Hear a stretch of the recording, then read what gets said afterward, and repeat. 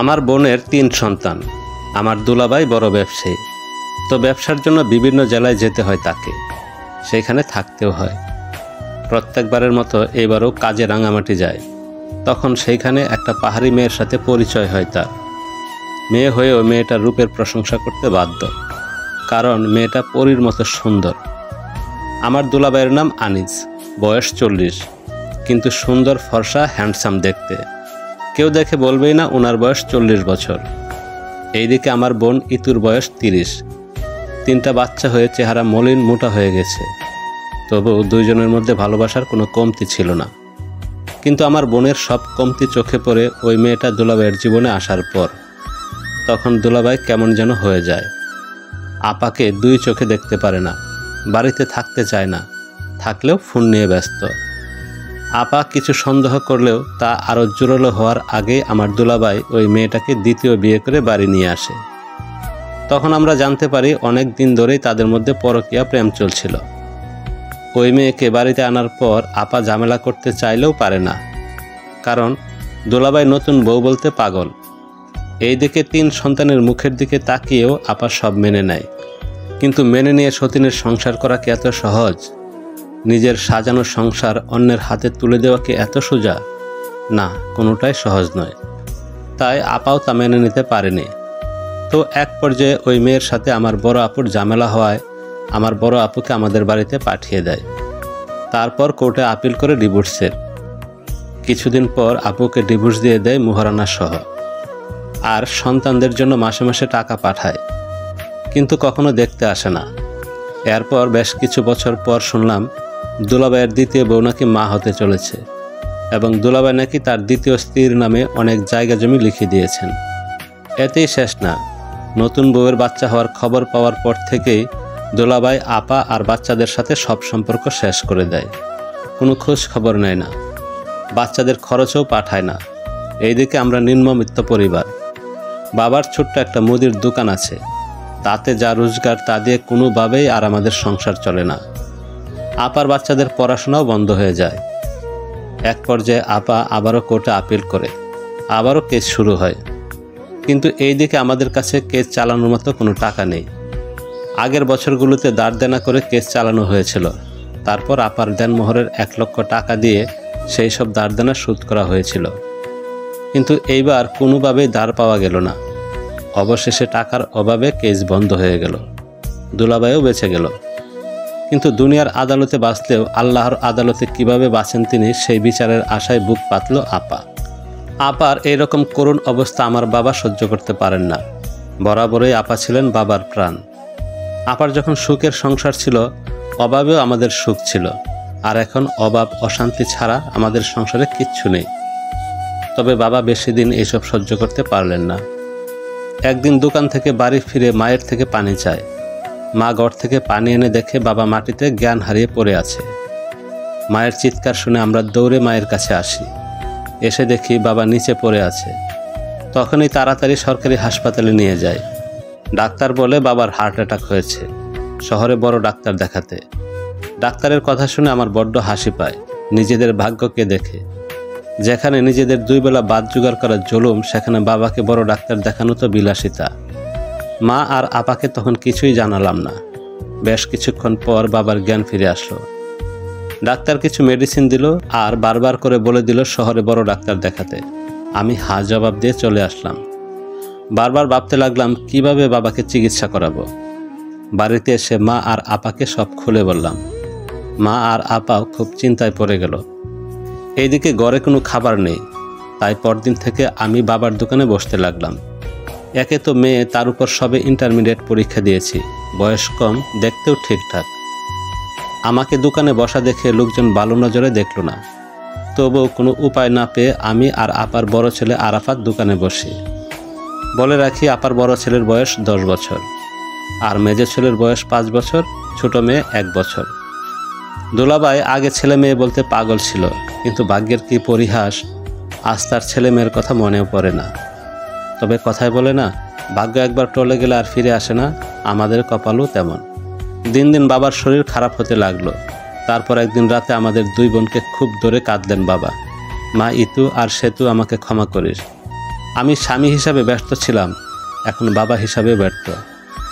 আমি থেকেও আমার বড় মেয়ের সাথে অন্যায়ের বিচার করতে পারলাম না, কিন্তু উপরওয়ালার কাছে বিচার দিয়ে গেলাম, দেখিস উনি কখনো এই আনিসকে ভালো রাখবে না।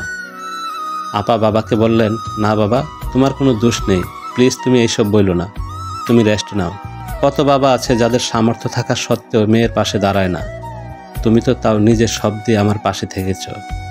আমি আপার কথা শুনে বাবাকে বললাম, বাবা তুমি এইসব নিয়ে চিন্তা করো না, বাদ দাও, তুমি আরাম করো, কয়দিন পর তোমাকে শহরে বড় ডাক্তার দেখাতে নিয়ে যাব, তুমি একদম ঠিক হয়ে যাবে। বাবা আমার কথা শুনে শুধু হাসলো। পরের দিন সকালে ঘুম থেকে উঠে বাবার ওষুধ আর খাবার নিয়ে বাবার কাছে গিয়ে বাবাকে ডাকলাম, কিন্তু বাবার কোনো সাড়া শব্দ নেই। বাবার গায়ে হাত দিতেই দেখলাম একেবারে ঠান্ডা। আমি চিৎকার করে কেঁদে উঠলাম। মা আর আপা রান্নাঘর থেকে দৌড়ে আসলেন। মা আমাকে বললেন, কি হয়েছে সেতু, কাঁদছিস কেন? আমি বেশ কিছুক্ষণ চুপ থেকে বললাম, মা বাবা আর নেই। মা চিৎকার দিয়ে জ্ঞান হারালেন। ধীরে ধীরে লোক জানাজানি হলো, একে একে বাবাকে ধোয়ানো হলো, তারপর কাফনের কাপড় পরিয়ে খাটিয়াতে করে নিয়ে যাওয়া হলো মাটি দেওয়ার জন্য। বাড়ি ভর্তি মানুষ, খালি হয়ে গেল। এইভাবে 2 দিন কেটে গেল, ঘরে খাবার নেই। যত কষ্টই হোক পেটের খিদে তো আর কোনো কষ্ট মানে না, তার উপর বাড়িতে বাচ্চা আছে 3টে। তাই সবার কথা ভেবে আমি আর আরাফাত দোকানে বসলাম। তারপর সন্ধ্যার সময় বাজার থেকে চাল ডাল কিনে নিয়ে আমি আর আরাফাত বাড়ি ফিরছিলাম। হঠাৎ রাস্তায় একটা লোকের সাথে ধাক্কা লেগে যায়। আমি ওনার কাছে দ্রুত ক্ষমা চাই। তখন এই লোকটার চোখে চোখ পড়ে। লোকটা এলাকার মেম্বারের জামাই। কি অদ্ভুত দৃষ্টিতে আমার দিকে তাকিয়ে আছে, মনে হচ্ছে এখনই আমাকে চোখ দিয়ে গিলে খাবে। আমি তড়িগড়ি করে ওখান থেকে সরে আসি। ওখান থেকে সরে আসতে সামনে বাগানের দিকে চোখ পড়ে। খেয়াল করে দেখি কেউ ইশারায় ডাকছে। চোখ দুটো পরিচিত হওয়ায় আরাফাতকে বাজারের ব্যাগ দিয়ে বাড়ি পাঠিয়ে দেই আর বলি, তুই বাড়ি যা, আমার একটা কাজ আছে, একটু পরে আসছি। আরাফাত চলে যেতেই পেছন থেকে কেউ জড়িয়ে ধরে। আমি ছাড়িয়ে দিয়ে বলি, রুহান, ভালো লাগছে না আমার, এখন এইসব ছাড়ো প্লিজ। রুহান এলাকার বড় ব্যবসায়ীর ছেলে। ওর সাথে রিলেশন 2 বছরের। ছেলেটা আমাকে খুব ভালোবাসে। সম্পর্কের শুরুটাও ওর দিক থেকেই। অনেক চেষ্টা করে আমাকে রাজি করিয়েছে। রুহান আমার কথা শুনে বলল, সরি সেতু, প্লিজ তুমি কিছু মনে করো না। কতদিন হলো তোমার সাথে কথা হয় না, আমার আর কিছু ভালো লাগছিল না তাই। আমি বেশ শক্ত কণ্ঠে বললাম, ভালো না লাগলেও ভালো থাকার অভ্যাস করে নাও রুহান, কারণ আমি চাই আমাদের সম্পর্কটা আর না থাকুক। প্লিজ তুমি ভুলে যাও আমাকে। রুহান আমার হাত ধরে বলল, কি বলছো সেতু, কেন বলছো? আমি তোমাকে ভালোবাসি। আমি বললাম, ভুলে যাও রুহান, আমি আর কোনো বড় লোককে বিশ্বাস করি না, আর আমাকেও আমার পরিবারের দায়িত্ব নিতে হবে এখন। আর তাছাড়া তোমার পরিবারও আমাকে মেনে নেবে না। তাই ভালো হয় এটাই, তুমি আমাকে ভুলে যাও, ভালো থেকো, আসি। রুহানের আর কোনো কথা না শুনে আমি বাড়ি চলে আসি। তারপর রাতের রান্না করে খেয়ে দিয়ে সবাই একসাথে শুয়ে পড়েছি। রাত অনেকটা গভীর হয়েছে, চোখে কোনোভাবেই ঘুম আসছে না। বারবার রুহানের কথা মনে পড়ছে। ও বারবার ফোন করছে, কিন্তু আমি আর চাই না সবটা ঠিক হোক, তাতে আমার যত কষ্টই হোক হোক। এইসব কথা ভাবতে ভাবতে ঘরের চালের উপর কিছু খুব জোরে পড়ে, মনে হয় কে শক্ত কিছু ঢিল মারছে। চারদিক নিস্তব্ধ। হঠাৎ মনে হয় অনেকগুলো লোক আমাদের ঘরের চারদিক দিয়ে ঘুরছে। সেদিন সারা রাত আমরা 3 মা মেয়ে জাগা। ঘরে কোনো বড় পুরুষ মানুষ নেই, 3টা মেয়ে মানুষ। ভয় পাওয়াটাই স্বাভাবিক, তবু কি আর করার। পুরো রাত মানুষের উপস্থিতি অনুভব করে আল্লাহর উপর ভরসা করে রাতটা কাটিয়েছি। সকালের আলো ফুটতেই যেন আমাদের প্রাণ পাখি ফিরে আসে। দরজা খুলে বাইরে গিয়ে দেখি কেউ কোথাও নেই, সব কিছুই স্বাভাবিক। তখন মনে হলো পুরো রাত অযথায় ভয় পেয়েছি। মা আর আপাকে বুঝিয়ে সকালের জন্য রাখা পান্তা খেয়ে আরাফাতকে সাথে নিয়ে চলে গেলাম দোকানে। সারাদিন বেশ ভালো বেচাকেনা হলো, কিন্তু সমস্যা হলো দোকানের মাল সব শেষের দিকে। মাল আনতে হবে আবার, কিন্তু হাতে কোনো টাকা পয়সাই নাই। যা আছে তা দিয়ে কিছুই হবে না। এই সব ভাবনার মধ্যে মা ফোন দিয়ে বলল বাড়িতে 1 কেজি ডাল পাঠাতে। আমি আরাফাতকে দিয়ে পাঠিয়ে দিলাম আর বললাম, তুই ডাল নিয়ে বাড়ি চলে যা, আমি একটু পরে একেবারে দোকান বন্ধ করে আসছি। আমার কথা মতো আরাফাত চলে গেল। এইদিকে বেচাকেনা করতে করতে সন্ধ্যা হয়ে গেল, তাই তাড়াতাড়ি দোকান বন্ধ করে বাড়ি ফিরছিলাম। সামনে একটু জঙ্গলের মতো রাস্তা, কেমন যেন একটু ভয় ভয়ও লাগছিল। চারদিকে নিস্তব্ধ, কোনো জনমানুষ নেই। হঠাৎ আজকেও সামনে চলে আসে মেম্বারের জামাই কুতুব আলী। ফট করে হাত ধরে বলে, আহ কি নরম হাত, আমি ভয় পেয়ে হাত জাটকা দিয়ে সরিয়ে বলি, কি অসভ্যতামি করছেন, আপনি আমার হাত ধরছেন কেন? লোকটা আমার কথা শুনে আরও আমার কাছে এগিয়ে আসতে থাকে। আমি আশেপাশে তাকিয়ে দেখি কেউ নেই, তাই কোনো মতো লোকটাকে ধাক্কা দিয়ে দৌড়ে বাড়ি চলে আসি। আপা আমাকে হাঁপাতে দেখে বলে, কি হয়েছে সেতু, তুই হাঁপাচ্ছিস কেন? এইসব কিছু বললে আপা অযথা টেনশন করবে, তাই বললাম, কিছু না আপা, এই জঙ্গলের রাস্তাটাই ভয় লাগছিল, তাই দৌড়ে আসছি তো, এই জন্য হাঁপাচ্ছি। আপা বলল, ও আচ্ছা, হাত মুখ ধুয়ে আয়, খেয়ে নে। আমি বললাম, আচ্ছা আপা। আপা ঘরে চলে গেল। আমি কলপারে হাত মুখ ধুয়ে আসতে যাব, হঠাৎ পরিচিত গলার আওয়াজ। আমি পেছনে ফিরে তাকিয়ে দেখি রোহান। ওকে দেখে বললাম, তুমি এইখানে? রোহান বলল, হ্যাঁ আমি এইখানে। তার আগে বলো, তুমি আমার ফোন ধরছো না কেন? আমি বললাম, কারণটা তুমি জানো, আর প্লিজ এখান থেকে চলে যাও, কেউ দেখে ফেলবে। রোহান বলল, সময় মতো আমি চলে যাব সেতু, তোমাকে বলতে হবে না। তার আগে আমার কথা শোনো, আমার মা বাবা আমার জন্য মেয়ে দেখছে, ওরা আর দেরি করতে রাজি না, যত তাড়াতাড়ি সম্ভব আমার বিয়ে দিয়ে দেবে। আমি হেসে বললাম, খুব ভালো খবর তো, বিয়ে করে নাও। মা বাবার পছন্দ করা লাল টুকটুকে বউ ঘরে নিয়ে আসো, তারপর সুখে সংসার করো।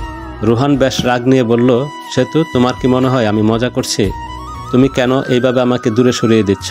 আমি বললাম, আমি কোথায় মজা করলাম, যা সত্যি তাই বললাম। তাছাড়া এই মুহূর্তে আমার পরিবারকে আমি একা করে দুঃখে রেখে আমি সুখের সংসার করতে পারবো না, তাই প্লিজ তুমি আমাকে ভুলে যাও। রোহান রেগে চলে যায়। ও চলে যেতেই আমার বুকটা হাহাকার করে উঠল। মনে মনে বললাম, সরি রোহান, আমি তোমাকে খুব ভালোবাসি, কিন্তু আমি চাইলেও তোমাকে নিজের করতে পারবো না। তার কারণটাও তোমাকে জানাতে পারবো না, কারণ আমি কখনো চাই না আমার জন্য তুমি তোমার বাবা মায়ের কাছ থেকে দূর হয়ে যাও। আর এটাও চাই না আমার মা বা আপার বাচ্চাদের কোনো ক্ষতি হোক। আমার বাবার মৃত্যুর পর দিনে তোমার মা এসেছিল আমাদের বাড়িতে, আর মিষ্টি ভাষায় হুমকি দিয়ে গেছে, তোমার সাথে যদি আমার কোনো সম্পর্ক থাকে তাহলে আমার পরিবারকে শান্তিতে থাকতে দিবে না। এটা আমি কিভাবে হতে দেই বলো? এর থেকে এটাই ভালো আমরা আলাদা হয়ে যাই। আমার ভাবনার মাঝে আপা ডাক দিল। আপার ডাকে আমি সব ভাবনা থেকে বেরিয়ে চোখ মুছে ঘরের দিকে গেলাম। তারপর খেয়ে দিয়ে সবাই ঘুমাতে গেলাম। রাত 12টা। কালকের মতো আজকেও মানুষের পায়ের শব্দ। মনে হচ্ছে একটা লোক পুরো বাড়ির চারদিকে ঘুরছে আর ইচ্ছে করে শব্দ করছে। আমরা চুপচাপ গাপটি মেরে শুয়ে আছি। এরপর কিছুক্ষণ শব্দ বন্ধ। একটু পর হঠাৎ দরজায় কড়া নাড়ার শব্দ। একটু পর আবার বন্ধ। এইবার আমাদের বুঝতে বাকি রইল না এগুলো আমাদের মনের ভুল না, কেউ ইচ্ছে করে এসব করছে। কিন্তু কে? রাতটা কোনো রকম কাটলো। মনের মধ্যে এখন একটাই প্রশ্ন, আমাদের সাথে কে করছে এমন দুষ্টামি? দোকানে বসে সারাদিন ভেবেচিন্তে মনে মনে পরিকল্পনা করলাম, কালকে রাতে একদম দরজার পাশে গাপটি মেরে থাকবো।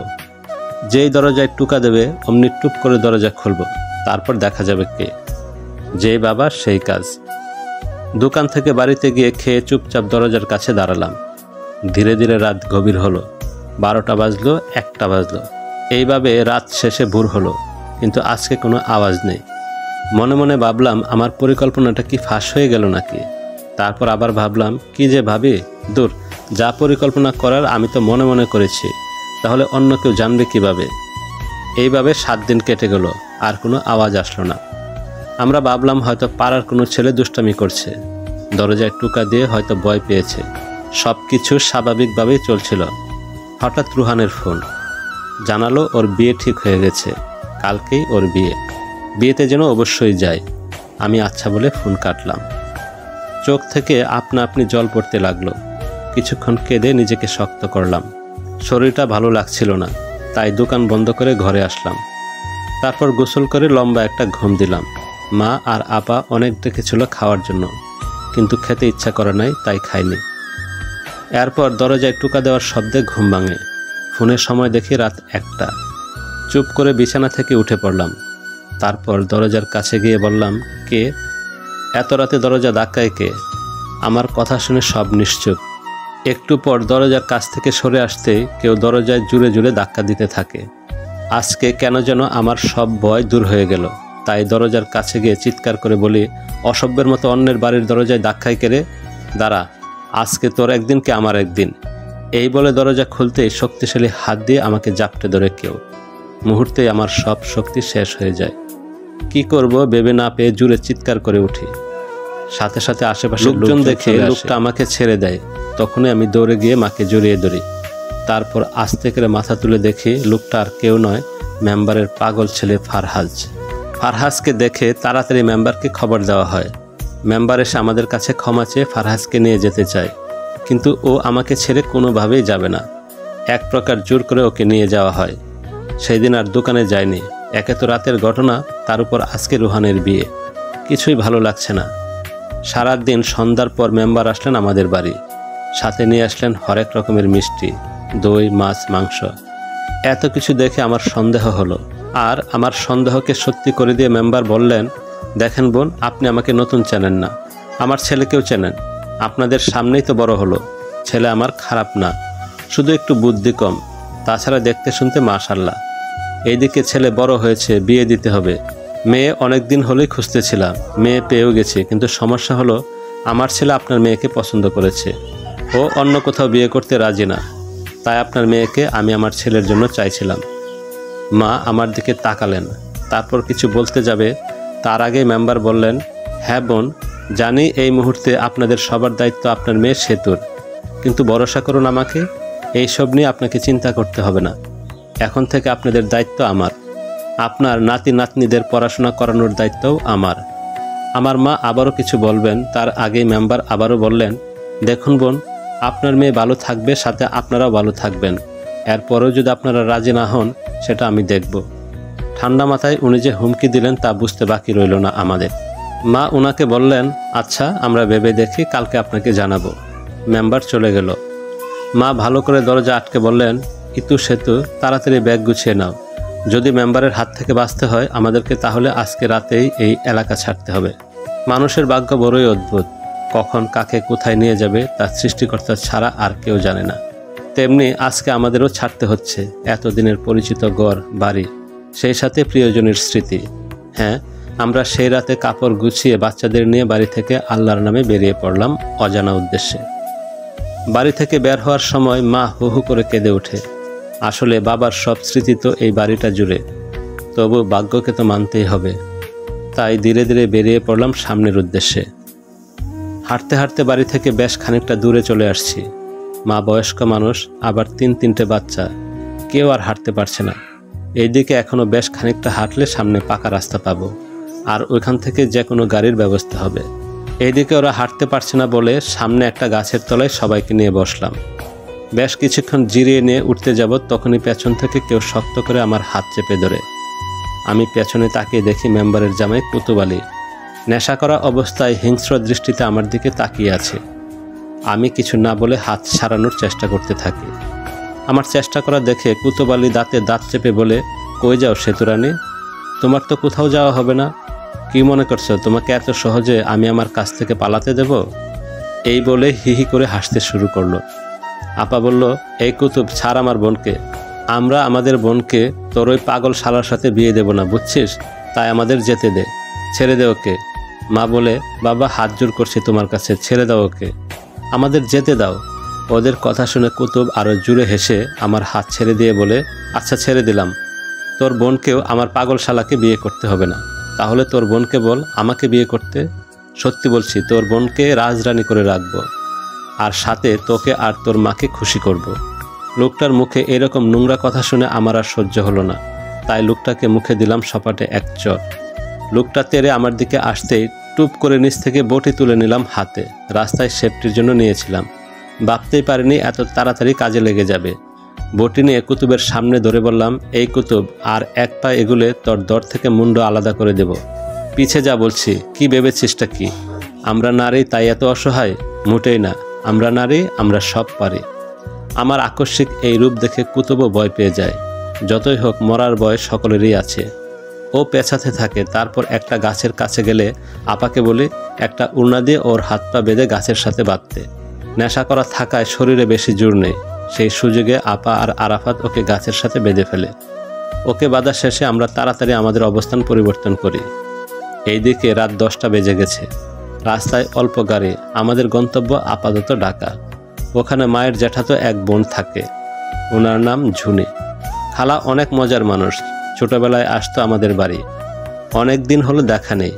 ফোনে ওনাকে সব কিছু জানানোর পর খালা আমাদের ওনার কাছে যেতে বলেছেন। আপাতত ওনার কাছে যাব, তারপর যা একটা ব্যবস্থা করব।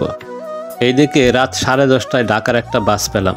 তারপর ওই খালার দেওয়া ঠিকানা মতো পৌঁছাতে রাত 4টা বেজে গেল। এইদিকে খালার দেওয়া ঠিকানায় পৌঁছে আমাদের চক্ষু চড়ক গাছ। এত বড় বাড়িতে খালা থাকে। বাড়ির সামনে এসে খালাকে ফোন দিলাম। খালা বলল, এসেছিস, দাঁড়া আমি আসছি। একটু পর খালা বাড়ি থেকে বের হলো। মাকে দেখে বলল, এখানে বেশিক্ষণ থাকা যাবে না, চল আমার সাথে। আমরা কোনো কথা না বলে খালার পেছনে পেছনে আসতে লাগলাম। খালা আমাদের সাথে করে বস্তির মতো একটা জায়গায় একটা ঘরে নিয়ে গেল। ঘরের দরজা খুলে ভেতরে বসে মাকে জড়িয়ে ধরে কেঁদে উঠলেন খালা। খালা জানতানই না আব্বা মারা গেছে। মাও খালাকে ধরে কেঁদে উঠল। বেশ কিছুক্ষণ দুজনে কেঁদে শান্ত হলো। তারপরে খালা আমাকে আর আপাকে দেখে বলল, ও মা, ইতু আর সেতু কত বড় হয়ে গেছে। সেই ছোট্টটি দেখেছিলাম। আর ইতু, কি মিষ্টি বাচ্চাগুলো তোর। সত্যি শয়তানগুলোর মনে একটু দয়া মায়া নেই, নইলে এই বাচ্চাগুলোকে কিভাবে এইভাবে দূরে রাখে। চিন্তা করিস না মা, আমার কাছে এসেছিস, দেখি কিছু একটা ব্যবস্থা ঠিক হবে। ওই যে বাড়িটা থেকে আমি বের হলাম না, ওনারা অনেক ভালো মানুষ। তোদের খালু যখন আমাকে ওই শহরে একা রেখে পালিয়ে গেল, আমি তখন দিক বিদিক শূন্য হয়ে চারদিকে ঘুরছিলাম। ভাড়া দিতে না পারায় ঘরের সব জিনিস রেখে বাড়িওয়ালা আমাকে বাড়ি থেকে বের করে দিয়েছিল। তখন ওই বাড়ির বড় মা আমাকে আশ্রয় দিয়েছিলেন। এখন তো আমি ওখানেই বেশি থাকি। এই ঘরটা নিয়ে রেখেছি মাঝে মধ্যে থাকার জন্য। এখন থেকে তোরা এই ঘরটাই থাকিস, আর কালকে তোদের দুই বোনকে বড় মার কাছে নিয়ে যাব। আমি কথা বলে রেখেছি, দেখিস তোদেরও কাজের ব্যবস্থা হয়ে যাবে। আচ্ছা, অনেক কথা হলো, আর একটু মাত্র রাত আছে। সবাই অনেক দূর থেকে এসেছিস, একটু আরাম কর। ছোট একটা ঘর, তাতে একটা চৌকি। চৌকিতে বাচ্চাদের শুয়ে দিয়ে আমরা চারজন মাটিতে মাদুর পেতে শুয়ে পড়লাম। চোখে ঘুম আসছে না। রুহানের কথা মনে হচ্ছে। ওর কি বিয়ে হয়ে গেছে? নিশ্চয়ই ওর বউ খুব সুন্দর। দূর, কী সব ভাবছি আমি। এখন থেকে পুরনো কথা আর ভাববো না। নতুন শহরে নতুন করে সবাইকে নিয়ে ভালোভাবে বাঁচব। ভোর 5টা বাজে। সারা রাত জেগে থাকায় চোখ তাড়াতাড়ি লেগে গেছে। হঠাৎ মনে হলো আমার পাশ থেকে জুনি খালা উঠে পড়ল। ঘুমে চোখ এতটা এঁটে এসেছে যে চোখ খুলতে পারলাম না। তবে অনুভব করলাম কেউ আমার নাকে কিছু শুকাচ্ছে। নাকে কেমন মিষ্টি একটা গন্ধ এলো। তারপরে শরীরটা কেমন করে উঠল। ব্যাস, আর কিছু মনে নেই। পরের দিন সকালে গায়ে নোংরা জল পড়ায় লাফ মেরে উঠলাম। চারদিকে তাকিয়ে দেখি, কি এটা তো সেই বস্তির ঘর নয়। আর মা, আপা আর আপার বাচ্চারাই বা কোথায়? আমাকে ব্যাবলার মতো তাকিয়ে থাকতে দেখে মহিলাটি চিৎকার করে বলল, এই যে মহারানী, কি ভাবছিস? জলদি উঠ, বাড়িতে এক গাদা কাজ পড়ে আছে। আমি মেঝে থেকে উঠে বললাম, আমি এখানে কিভাবে আসলাম? এখানে আমি তো বস্তিতে ছিলাম। আর আমার মা, আপা ওরা কোথায়? আর জুনি খালাই বা কোথায়? মহিলাটি 24টা দাঁত বের করে বলি মহারানী, দেখি কিছুই জানে না। তোর জুনি খালা হলো দালাল। ও গ্রাম থেকে মেয়ে এনে বড় লোকদের বাড়িতে কাজ করার জন্য বিক্রি করে দেয়। তোকেও বিক্রি করে দিয়েছে আমাদের বাড়িতে। এখন থেকে তোকে এখানেই থাকতে হবে, আর সব কাজ করতে হবে। কাজ করলে খেতে পাবি, না করলে বা পালানোর চেষ্টা করলে মার খাবি। আর হ্যাঁ, ভাবিস না পালিয়ে তুই বাঁচতে পারবি। যেখান থেকে হোক তোকে ঠিক খুঁজে বের করব। আমি বললাম, আমার মা আর আপা আর আপার বাচ্চারা কোথায়? মহিলাটা বলল, জানি না, তবে হয়তো অন্য কারো বাড়িতে। শোন, তোর সাথে প্যাচাল পাড়ার সময় নাই, আয় আমার সাথে কাজ করতে হবে। এই বলেই মহিলাটি আমার হাত ধরে হির হির করে টানতে টানতে রান্নাঘরে নিয়ে যায়। তারপর কাজ করতে দেয়। আমি চুপ করে কাজ করতে থাকি, কারণ আমি বুঝতে পারলাম জুনি খালা আমাদের সাথে প্রতারণা করেছে, আমাদের বিশ্বাসের সুযোগ নিয়েছে। না, ওনাকে আমি ছাড়ব না। তবে তার আগে এখান থেকে আমাকে বের হতে হবে। মাকে, আপাকে আর আপার বাচ্চাদের খুঁজে বের করতে হবে। আল্লাহ জানে ওরা কোথায় কি করছে। আমায় কিছু ভাবতে দেখে মহিলাটি আমার চুলের মুঠি ধরে বলে, এই যে কোন রাজ্যের মন্ত্রী সাহেবা, এত কি ভাবছেন? কাজ কর, থালা বাসন ধুয়ে পুরো বাড়ি মুছে দে, তারপর কাপড় দিয়ে রান্না করতে হবে। আমি বুঝলাম এখানে শক্ত হয়ে কিছু করতে পারবো না। এখান থেকে বের হতে হলে আমাকে নরম হতে হবে। তাই মহিলাটির কাছে অনুরোধ করে বললাম, ক্ষমা করে দিন ম্যাডাম আমাকে, আমি সব কাজ করে দিচ্ছি এক্ষুনি, প্লিজ ক্ষমা করে দিন। মহিলাটির সম্মতি জানিয়ে চলে যায়। আমি একে একে গুছিয়ে সব কাজ করতে থাকি। এইভাবে কেটে যায় 15 দিন। সব কাজ গুছিয়ে করার পরও ম্যাডাম আমাকে খুব মারধর করে। কোনোভাবেই ওনার মন নরম হয়নি।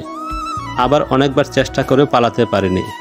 তবে এই কয়দিনে যা বুঝেছি, ম্যাডামের সাথে স্যারের বৈধ কোনো সম্পর্ক নেই। স্যার হয়তো অনেক বড় লোক, আর বড় লোকদের কত কুকীর্তিত আড়ালে আবডালে লুকিয়ে থাকে। ম্যাডামও সেরকম একজন। একদিন রাতের বেলা ম্যাডামের ঘর থেকে খুব আওয়াজ আসছিল, হয়তো দুইজনের ঝগড়া লেগেছে। কিছুক্ষণ পর ম্যাডাম কাঁদতে কাঁদতে বের হয়ে গেলেন। একটু পর স্যারও বাইরে আসলেন। তারপর ইশারায় আমাকে ডেকে বললেন, নাম কি তোমার?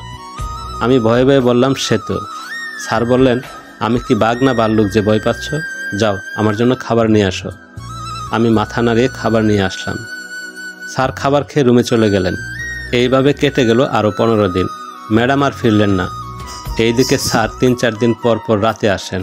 আসার আগে ব্যাগ ভর্তি বাজার আনেন। তারপর কি রান্না হবে বলে দেন। আমি সেই রান্না করি, তারপর খেয়ে সেই রাতে ফ্ল্যাটের দরজায় তালা লাগিয়ে চলে যায়। এর মধ্যে ম্যাডাম না আসায় স্যারকে জিজ্ঞেস করেই ফেললাম, ম্যাডাম কবে আসবে? স্যার কিছুক্ষণ চুপ থেকে বললেন, আর আসবে না। আমিও আর কিছু বললাম না। তবে এর মধ্যে খেয়াল করলাম স্যার হয়তো আমার প্রতি দুর্বল। মাঝে মাঝে আমার জন্য গিফট আনেন, বেশ ফ্রি হয়ে কথা বলেন। যদিও এইসবে আমি অনেক আনইজি ফিল করতাম, কিন্তু একদিন মনে হলো হয়তো এটাই আমার মুক্তির পথ। সেদিন থেকে স্যারের সাথে আমি ফ্রিভাবে চলতাম। স্যারের নাম আরফান চৌধুরী। বয়স 45-50, তবে এখনও বেশ সুদর্শন। বোঝা যায় বয়সকালে খুবই সুদর্শন ছিলেন। ধীরে ধীরে ওনার সম্পর্কে সব জানলাম। ওনার বাড়ি কুমিল্লা, বউ শিক্ষকতা করেন ওখানে, তাই বাচ্চা নিয়ে ওখানেই থাকে। তাই স্যারের সপ্তাহে 3 দিন ওখানে আর 4 দিন ঢাকায় থাকে। লোকটার কথা শুনে আমার দুলাভাইয়ের কথা মনে হলো। এই লোকটার মতো আমার দুলাভাইও তো আমার আপাকে ঠকিয়েছিল, আর আজ এই প্রতারণার ফল হিসাবে আমাদের এই অবস্থা। মা, আপা, বাচ্চারা কোথায় আছে কিচ্ছু জানি না। এইদিকে আমার ভাবনার মাঝেই লোকটা আমাকে নোংরা স্পর্শ করলো। মুহূর্তেই প্রচণ্ড ঘৃণা আমায় ঘিরে ধরল। দুলাভাইয়ের উপরের সব রাগ লোকটার উপরে পড়ল। তখনই পেছনের টেবিল থেকে ফল কাটার চাকু নিয়ে লোকটার পেট বরাবর ছুরি ঢুকিয়ে দিলাম। সাথে সাথে লোকটা মেঝেতে পড়ে ছটফটিয়ে গঙ্গাতে লাগলো। আমি চেয়ারে রাখা ওর টাকার ব্যাগটা নিয়ে ফ্ল্যাট থেকে বেরিয়ে পড়লাম। ভাগ্য তো আমাকে নিয়ে অনেক খেললো, এবার না হয় আমি একটু খেলি। পরিবেশ পরিস্থিতি যে মানুষকে পুরোপুরি বদলে দেয় তা নিজেকে না দেখলে বুঝতাম না। এই যে কিছুদিন আগেও অন্ধকারে যে মেয়েটা প্রচণ্ড ভয় পেত, আজকে সেই মেয়েটা কতটা নির্ভয়ে একটা লোককে আঘাত করেছে, শুধুমাত্র পরিস্থিতির শিকার হয়ে। তবে পরিস্থিতি মানিয়ে নেওয়াই জীবনের নিয়ম। আমিও সেই নিয়মের বাইরে নই। সেই দিন রাতে আমি বাইরে বেরিয়ে যাব, এমন সময় পাশের ফ্ল্যাটের এক লোক আমাকে দেখতে পায়। তারপর স্যারকে দেখে লোকজন জড়ো করে পুলিশকে ডাকে। তারপর পুলিশ এসে আমাকে থানায় নিয়ে যায়, আর স্যারকে হাসপাতালে। খুব বেশি আঘাত না লাগায় তাড়াতাড়ি সুস্থ হয়ে যায় স্যার। আর তারপর আমার নামে কেস করে অ্যাটেম্প টু মার্ডার আর চুরি। পুলিশ আমাকে অ্যারেস্ট করে। আমি কেন করলাম কাজটা তা কেউ দেখে না। 10 বছরের জেল হয় আমার। আমি আরও একবার বুঝতে পারি, এই পৃথিবীতে আমাদের মতো মানুষরা বিচার পায় না। যেদিকেই যায় না কেন অন্ধকার ঘিরে ধরে। কিন্তু আমি যখন সব আশা ছেড়ে দিয়েছি, তখন ভাগ্য আমাকে আরও একটা সুযোগ দেয়। প্রায় 7 বছর পর কিছু সমস্যার কারণে এক জেল থেকে আরেক জেলে আমাকে সহ আরও কিছুজনকে পাঠাতে হয়। তো সেইখানে যাওয়ার সময় পুলিশ ভ্যানটা অ্যাক্সিডেন্ট করে নদীতে পড়ে যায়। সকলেই স্পট ডেড হলেও আমি বেঁচে যাই। কিন্তু এই বেঁচে থাকা মরে যাওয়ার থেকেও খারাপ। আমি কোমায় চলে যাই। দেখতে দেখতে 12 বছর কেটে যায়। আমার শাস্তি শেষ হলেও আমি সরকারি হাসপাতালের একটা কোনায় পড়ে থাকি। সঠিক চিকিৎসার অভাবে আমার সুস্থ হওয়া আর হয় না। সবাই বুঝতে পারি, কিন্তু নড়তে পারি না। খুব ইচ্ছে করে বাইরে যেতে, কিন্তু পারি না। শুধু মনে মনে আল্লাহকে ডাকি। এরই মধ্যে হাসপাতালে একটা MBBS ডাক্তারের পোস্টিং হয়। ডাক্তার এসে সব রোগীকে দেখে সেই সাথে জানতে পারে আমার কথা। আমাকেও দেখতে আসে। ডাক্তারকে দেখে আমার কেন যেন নিজের লাগে। কিন্তু এই নিজের লাগাটা শুধু আমার না, ডাক্তারেরও মনে হয়। অনেকক্ষণ খেয়াল করে আমার নাম জিজ্ঞেস করে। নার্স আমার নাম বলে। সাথে সাথে ডাক্তারের চোখ থেকে 2 ফোঁটা জল পড়ে আর বলে, সেতুমণি, কী অবস্থা হয়েছে তোমার? জানো আমি তোমাকে কত খুঁজেছি, কিন্তু কোথাও পাইনি। কি আমাকে চিনতে পারছো না তো? আমি আরাফাত, তোমার আপার বড় ছেলে। ওর কথা শুনে আমার বুকের মধ্যে কেমন যেন করে উঠল। মনে হলো একটু জড়িয়ে ধরি, কিন্তু পারলাম না। শুধু চোখ থেকে 2 ফোঁটা জল পড়ল। আমার চোখে জল দেখে আরাফাত বলল, চিনতে পেরেছ আমাকে, তাই না মনি? চিন্তা করো না, তুমি একদম ঠিক হয়ে যাবে। আমি তোমাকে সুস্থ করে তুলব, তোমাকে বাড়ি নিয়ে যাব। জানো বাড়িতে মা, ভাই, ছোট সবাই তোমার কথা খুব মনে করে। ওরা তোমাকে দেখলে খুব খুশি হবে। আরাফাত সেদিনই সব ব্যবস্থা করে আমাকে ওর বাড়ি নিয়ে যায়। কত বড় মস্ত বাড়ি, বাড়িতে গিয়ে আপাকে দেখতে পাই, সেই পরিচিত মুখ। কতদিন পর দেখলাম। আপা আমাকে দেখে কেঁদেই ফেলল। তারপর সবার সাথেই পরিচয় হলো। আরাফাতের বউ কি মিষ্টি দেখতে, আবার ওদের ছোট্ট একটা রাজকন্যাও আছে। সবাই আমাকে খুব ভালোবাসে। আর আপার যত্নে আর আরাফাতের চিকিৎসায় আমি খুব তাড়াতাড়ি সুস্থ হয়ে যাই। তারপর আপার কাছ থেকে জানতে পারি সেই দিন অজ্ঞান করে আমাকে যেমন বিক্রি করে দিয়েছিল জুনি খালা, তেমনি আপাকেও বিক্রি করে দিয়েছিল। আর মা আর আপার বাচ্চাদের ঘর থেকে বের করে দিয়েছিল, কিন্তু রাখে আল্লাহ মারেকে। তেমনি করে আপাকে যে কিনে নেয় সেই লোকটা ছিল নিঃসন্তান আর বয়স্ক। কেউ না থাকায় তার দেখাশোনা করার জন্য আপাকে কিনে লোকটা। তারপর আপার কাজকর্ম দেখে আপার উপর খুশি হয়। তারপর আপাকে জিজ্ঞেস করে কিভাবে জুনি ওকে পেল। আপা তখন ওনাকে সব খুলে বলে। তখন আপার মুখে সব কিছু শুনে লোকটার মায়া হয়। তারপর আপার বাচ্চাদের আর মাকে খুঁজে বের করে। তখন থেকে ওরা ওখানেই থাকে, আর ওদের পড়াশোনার সব দায়িত্ব ওই লোকটিই নেয়। তার ফলে আরাফাত এখন ডাক্তার, আর বাকি দুইজন এখনও পড়াশোনা করছে। কিন্তু দুর্ভাগ্য আমার, এত ভালো মানুষটাকে আমি দেখতে পেলাম না। সেই সাথে আমার মাকেও শেষবারের মতো না দেখার কষ্ট আমার বুকে আকাশ সমান রইল। আপার কাছে দুলাভাইয়ের কী খবর জানতে চাইলাম। বলল সেই বছরে দুলাভাইয়ের নতুন সুন্দরী বউ দুলাভাইকে পথে বসিয়ে সব নিজের নামে লিখে নিয়েছে, তারপর বাড়ি থেকে বের করে দিয়েছে। এরপর একটা অ্যাক্সিডেন্টে একটা পা বাদ পড়ে যায়, এখন নাকি ভিক্ষা করে খায়। আর জুনি খালাও নাকি সিঁড়ি থেকে পড়ে গিয়ে দুকে দুকে মারা গেছে। ওদের এই পরিণতির কথা শুনে না চাইতেও আমার মনের মধ্যে খুব আনন্দ হলো। আসলে এই ওদের জন্য তো আমাদের এই পরিণতি। ওরা আমাদের সাথে প্রতারণা না করলে আমাদের জীবনটা অন্যরকম হতে পারত। তবে সত্যি বলতে অন্যায় করে পার পাওয়া যায় না। আল্লাহ তাদের ঠিকই বিচার করে। সময় চলতে থাকে। সুস্থ হওয়ার পর আরাফাত আর আপা আমার জন্য পাত্র ঠিক করে। আমি বিয়েতে রাজি হই না। ভালো তো আমি ওই একজনকে বেসেছিলাম, সে যখন নেই আর কাউকেই চায় না।